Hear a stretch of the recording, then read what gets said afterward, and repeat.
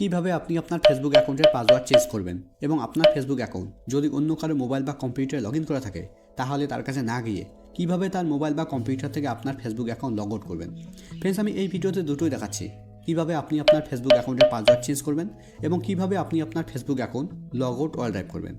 তো friends, Facebook অ্যাকাউন্টের password change করার জন্য আর Facebook account log out all drive করার জন্য আপনাকে ফেসবুকে আসতে হবে।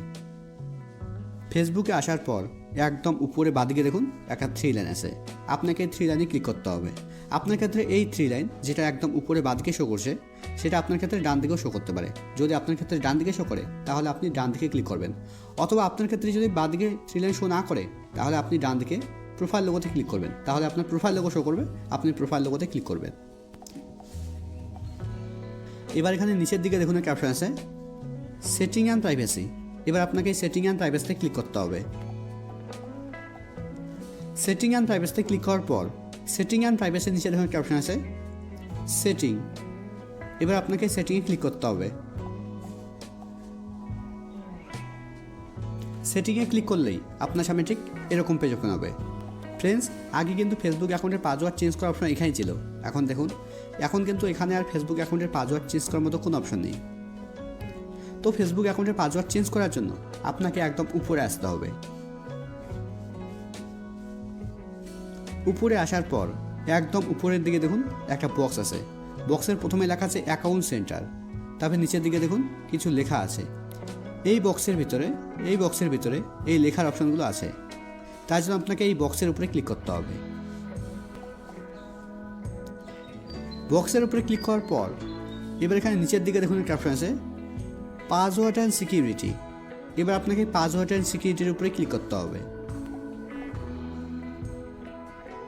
পাসওয়ার্ড অ্যান্ড সিকিউরিটির উপরে ক্লিক করার পর এবার এখানে প্রথম অপশন চেঞ্জ পাসওয়ার্ডের উপরে ক্লিক করতে হবে। চেঞ্জ পাসওয়ার্ডের উপরে ক্লিক করার পর এবার নামের উপরে ক্লিক করতে হবে। নামের উপরে ক্লিক করলেই আপনার সামনে ঠিক এরকম পেজ ওপেন হবে। এখানে প্রথমে দেখুন একটা ঘর আছে, লেখা আছে কারেন্ট পাসওয়ার্ড।